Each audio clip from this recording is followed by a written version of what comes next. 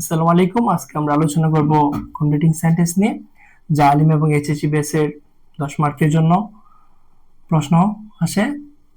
এখন কমপ্লিটিং সেন্টেন্সের তোমরা যেটা সবচেয়ে বেশি ভুল করো এবং যেটা সবচেয়ে বেশি তোমরা মনে রাখতে পারো না, তার একটা কারণ হচ্ছে যে তোমরা বেশি পরিমাণ রুলস মুখস্থ করো। এই রুলস মুখস্থ করার কারণে তোমরা সেন্টেন্সটা প্রয়োগ করতে পারো না। যে এই সেন্টেন্সটা, একটা সেন্টেন্স আসলে যে এটা কোন রুলসে পড়ছে সেটা তোমরা ধরতে পারো না, কারণ তোমরা পর্যাপ্ত পরিমাণ প্র্যাকটিস করো না। কমপ্লিটিং সেন্টেন্সের ক্ষেত্রে তোমাদের প্র্যাকটিসটা হচ্ছে আসল। তোমরা রুলস পড়ার পরে তোমরা বেশি পরিমাণ প্র্যাকটিস করবা। যদি প্র্যাকটিস না করো, তাহলে তুমি রুলসটাকে প্রয়োগ করতে পারবে না। তো তোমরা রুলস পড়ো, subject plus verb, verb plus adjective, it is high time, তারপরে হচ্ছে subject plus first tense, so that এর পরে সাবজেক্ট, তারপর ক্যান, কুড, মে, মাইট, এগুলো তোমরা মুখস্থ করো। কিন্তু তোমরা পর্যাপ্ত পরিমাণ তোমরা প্র্যাকটিস করার না কারণে তোমরা কি পরীক্ষার খাতায় তোমরা আনসার করতে পারো। এজন্য আমি কিছু তোমাদের এক্সাম্পল দিব, এক্সাম্পলের মাধ্যমে যাতে তোমরা ধরতে পারো যে, এবং কি তোমরা ধরে যাতে আনসার করতে পারো যে ঠিক আছে, এটা হচ্ছে সুদেটের থেকে আসছে, এটা ইট ইজ হাইটাম থেকে আসছে, এটা হচ্ছে ইফ কন্ডিশনাল থেকে আসছে। এজন্য আমি কিছু সেন্টেন্সের এক্সাম্পল দিব এবং এগুলা তোমরা বেশি পরিমাণ প্র্যাকটিস করবো বাসায়। প্র্যাকটিস করলে তোমাদের আরো ইজি হয়ে যাবে। উদাহরণ দিব যেগুলা রুলস অনুযায়ী আসছে, যেমন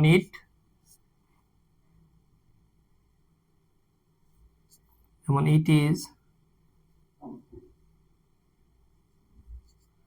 ইজ হাই টাইম দিয়ে তারপর তোমাদেরকে পরীক্ষার খাতায় তোমাদের এভাবে থাকে যে ইট ইজ হাই টাইম, তারপর যে একটা আন্ডারলাইন দেওয়া থাকে যে এই সেন্টেন্সটা কমপ্লিট করো। কিন্তু তুমি ইট ইজ হাই টাইম সারাদিন তোমরা কি করো যে রুলস মুখস্থ করার পরে যখন পরীক্ষার খাতায় এটা আসে তখন আর তোমরা আনসার করতে পারো না। এখন তোমরা পড়ছো সবাই, কমপ্লিটিং সেন্টেন্সের রুলস গুলো সবাই পারে, সবাই মুখস্থ, কিন্তু তারা কি প্র্যাকটিস না করার কারণে পরীক্ষার খাতায় আনসার করতে পারে না। এখন এই যে ইট ইজ হাই টাইম, এরপরে আমরা কি জানি, সবাই জানে যারা রুলস গুলো পড়ছে 9, 10 ইন্টারে, সবাই একই রুলস। ইট ইজ হাই টাইমের পরে সবসময় কি বসে, সাবজেক্ট প্লাস ফার্স্ট টেন্স বসে। এখন যে ইট ইজ হাই টাইম, তারপর সাবজেক্ট প্লাস ফার্স্ট টেন্স বসে। এখন যদি হয় যে it is a high time, ইহাই উপযুক্ত সময়, কি করা, সাবজেক্ট বসায় যে যে উই, যে আমাদের পারফর্ম করা, পারফর্ম,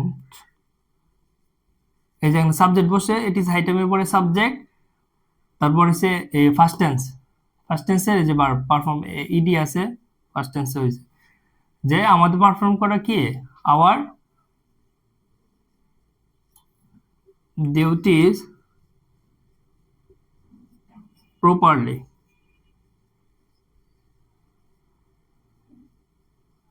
যে আমাদের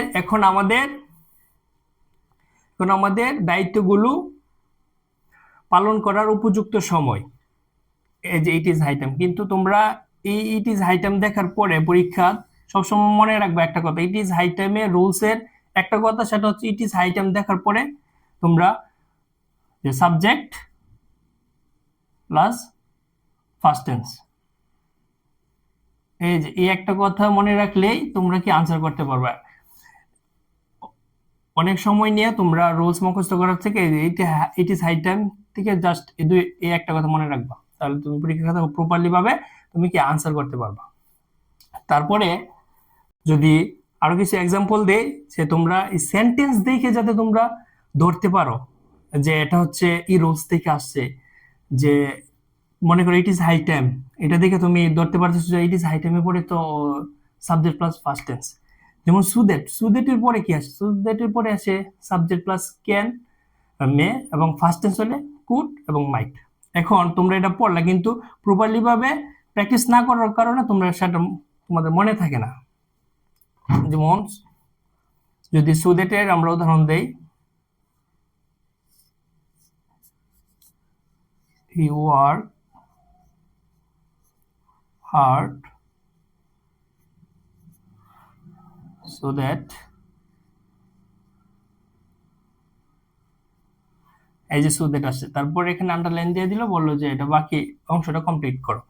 এখন তুমি রুলস পড়লা যে সাবজেক্ট প্লাস ভার্ব, তারপরে হচ্ছে সো দ্যাট, তারপর হচ্ছে এই সাবজেক্ট, তারপর ক্যান কু মে মাইট। কিন্তু এখানে পরীক্ষার খাতায় যখন তোমার এত কিছু জানার আপাতত দরকার নাই, তুমি দেখবে প্রথমত দেখবে সো দ্যাট কোথায় আছে, দেখবে এখানে সো দ্যাট আছে, ঠিক আছে। তো সো দ্যাট থাকার পরে তোমরা কি পড়ে আসছো, যে সো দ্যাট থাকার পরে হচ্ছে প্রথমত সাবজেক্ট আসবো, তারপর হচ্ছে যদি সেন্টেন্সটা ফার্স্ট টেন্স হয় তাহলে কুড মাইট, আর যদি প্রেজেন্ট টেন্স হয় তাহলে সেন্টেন্সটা হবে ক্যান এবং মে। তাহলে দেখো এখানে যে হি ওয়ার্ক, যে ওয়ার্কটা আছে প্রেজেন্ট টেন্সে, তাহলে যদি ওয়ার্কটা প্রেজেন্ট টেন্সে হয় তাহলে সো দ্যাটের পরে সাবজেক্টের পরে এটা হবে কি, যদি প্রেজেন্ট টেন্স হয় তাহলে হবে ক্যান মে, হ্যাঁ যদি প্রেজেন্ট টেন্স হয় তাহলে হবে ক্যান অবলিক মে, আর যদি ফার্স্ট টেন্স হয় তাহলে হবে কুড মাইট। তাহলে এই সেন্টেন্সটা আছে তোমার প্রেজেন্ট টেন্সে, তাহলে প্রেজেন্ট টেন্সে হলে এখানে কি হবে, প্রথমত সাবজেক্ট বসে, তবে সো দ্যাটের পরে সাবজেক্ট বসবে, সাবজেক্ট বসলে হবে সাবজেক্ট হবে হি, তারপরে হচ্ছে যেহেতু প্রেজেন্ট টেন্স তাহলে মে ক্যান বা মে, তাহলে আমরা বসাবো মে সাকসেস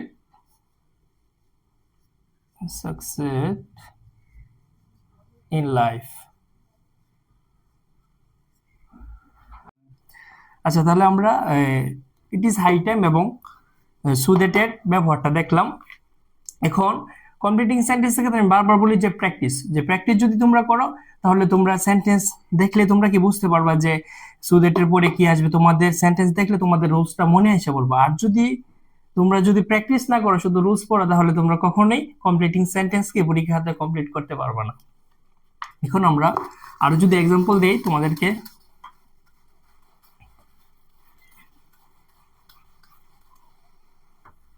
পর্যাপ্ত পরিমাণ তোমাদের প্র্যাকটিস করতে হবে কমপ্লিটিং সেন্টেন্সের ক্ষেত্রে।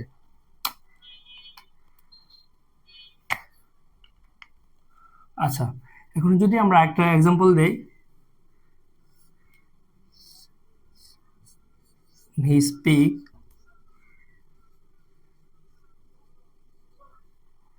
as if, আচ্ছা তারপর আন্ডারলাইন দাও।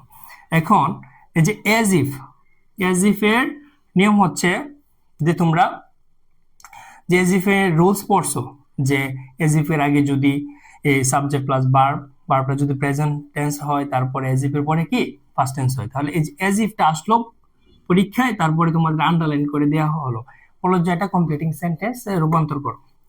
এখন তোমরা as if এর ক্ষেত্রে তোমরা একটা কথা মনে রাখবা, এত রুলস এত ডিটেলসে যাওয়ার কোনো দরকার নেই। as if এর ক্ষেত্রে একটা কথা মনে রাখবা, সেটা হচ্ছে as if এর আগে যদি প্রেজেন্ট টেন্স হয় তাহলে as if এর পরে হচ্ছে কি ফার্স্ট টেন্স। একটা কথা মনে রাখবো as if এর ক্ষেত্রে, as if এর আগে যদি প্রেজেন্ট টেন্স হয় as if এর পরে হচ্ছে কি ফার্স্ট টেন্স হবে। তাহলে হি স্পিক, সে কথা বলে, as if অর্থ হচ্ছে যেন, যে সে কথা বলে as if যেন, তারপর as if এর পরে সাবজেক্ট বসবে, তারপর ফার্স্ট টেন্স বসবে, তারপর বাকি অংশ। তাহলে এই সেন্টেন্স অনুযায়ী যদি আমরা বাক্য করি তাহলে as if say, he speaks as if সে কথা বলে যেন কি সাবজেক্ট হচ্ছে হি, তারপর হচ্ছে যেহেতু ফার্স্ট নো আইডিয়া হচ্ছে নিউ এভরিথিং, ঠিক আছে। তাহলে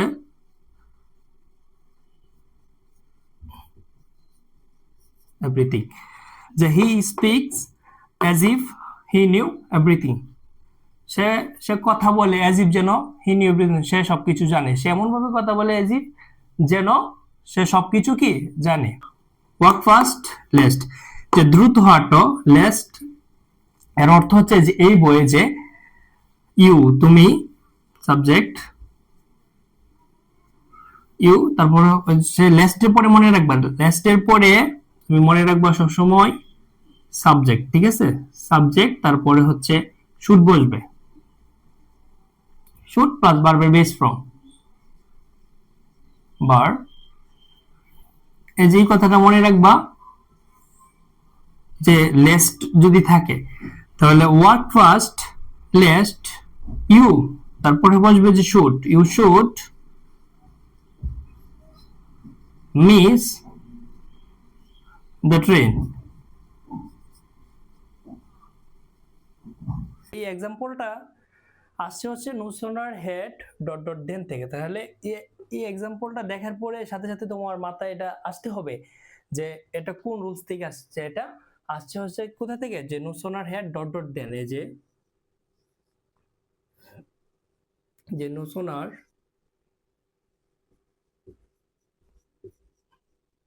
হেড ডট ডট দেন এই রুলস থেকে আসছে। তাহলে তুমি যখন বেশি বেশি আরো করবা তখন তোমার এমনি অটোমেটিকলি তোমার কি রুলস তোমার মাথায় কাজ করবে যখন তুমি এক্সাম্পল বেশি বেশি সলভ করবা। তাহলে এই no sooner head dot dot দেন এই রুলস এর ক্ষেত্রে আমরা জানি যে এখন যদি এটা যদি আমরা সলভ করি, no sooner had he reached the station, তারপর হচ্ছে কি দেন দ্য ট্রেন লেফট, এই যে দেন।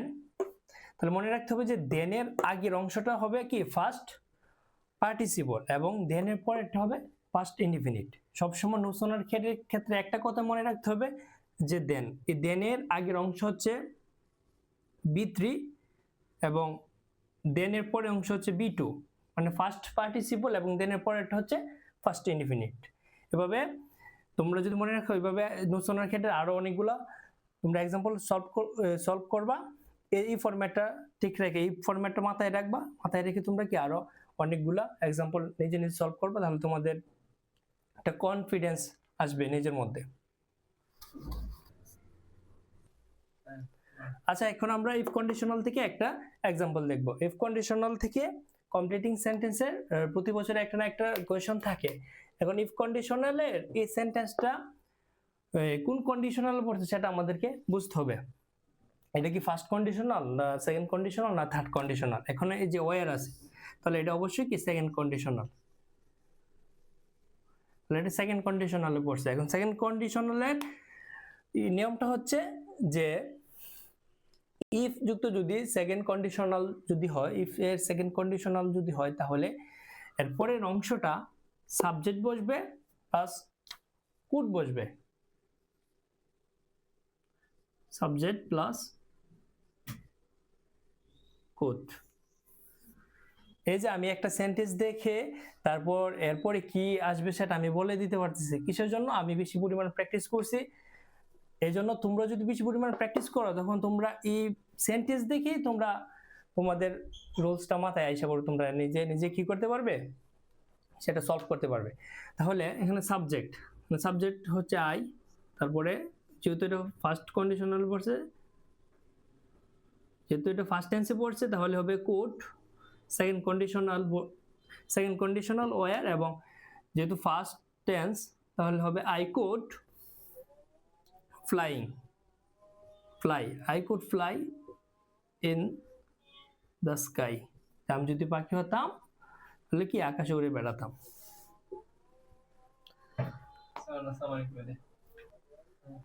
তাহলে কমপ্লিটিং সেন্টেন্সের আজকের এই ক্লাসের মধ্যে আমি একটা কথা বারবার তোমাদেরকে বলছি যে তোমাদের প্র্যাকটিস করতে হবে।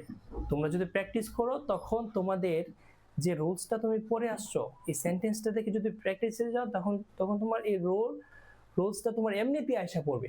এই যে দেখো ইফ কন্ডিশনালে এটা সেকেন্ড কন্ডিশনাল আমরা পড়াইলাম। এখন সেকেন্ড কন্ডিশনালের ক্ষেত্রে কি হয়, সেকেন্ড কন্ডিশনের পরে হয়তো সাবজেক্ট হয় এবং কি কুড হয়, এরকম। তাহলে আর কমপ্লিটিং সেন্টেন্সের ক্ষেত্রে কিছু গুরুত্বপূর্ণ তোমার রুলস আছে যেগুলা থেকে প্রতি বছরই পরীক্ষা আসে। তো আমি তোমাদেরকে যেগুলা দেখাইলাম এগুলা থেকে রুলস মুখস্থ না করে এখন বাসায় বসে বসে তোমরা বেশি পরিমাণ প্র্যাকটিস করো, তখন কমপ্লিটিং সেন্টেন্স তোমাদের জন্য ইজি হয়ে যাবে। এবং যে কোনো একটা টপিক যে এখান থেকে কমপ্লিটিং সেন্টেন্সের আসে সেটা হচ্ছে অ্যাজ ইফ থেকে আসে, তারপর হচ্ছে লেস থেকে আসে, তারপরে নো সোনার হেড, এখান থেকে একটা মাস থাকে, no sooner head dot dot দেন, তারপর হচ্ছে if conditional,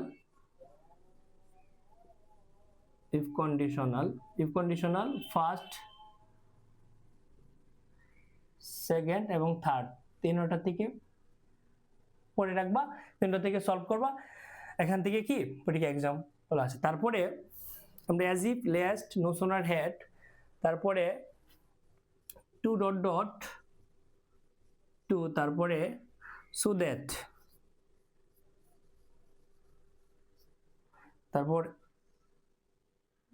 as soon as, এই যে এই কয়েকটা থেকে পরীক্ষায় প্রত্যেক বছরই প্রশ্ন থাকে। তাই এই কয়েকটা তোমরা কি করবা, যে বেশি পরিমাণ তোমাদের ইংরেজি গ্রামার বই থেকে তোমরা প্র্যাকটিস করবা। যদি তোমরা প্র্যাকটিস করো, প্রত্যেকটা এই রুলস থেকে যদি 10টা করে তোমরা প্র্যাকটিস করে দেখো, পরীক্ষা খাতায় তোমাদের কি খুব ইজি হয়ে যাবে, এবং প্রত্যেকটা টপিকের সেন্টেন্সটা যখন আসবে তখন তোমার এমনিতে রোলসটা মাথায় কাজ করবে। এই জন্য বেশি পরিমাণে সলভ করলে তোমার রোলস অটোমেটিকলি তোমার মাথায় এসে পড়বে। আর রোলস মুখস্থ করলে কি তুমি কমপ্লিটিং সেন্টেন্স তোমার সলভ করতে পারবে না। এই জন্য তোমার করতে হবে কি, সেন্টেন্স বেশি বেশি পরিমাণ প্র্যাকটিস করতে হবে, এমনিতে তোমার রোলস তোমার মাথায় এসে পড়বে। তো আজকে এই পর্যন্তই।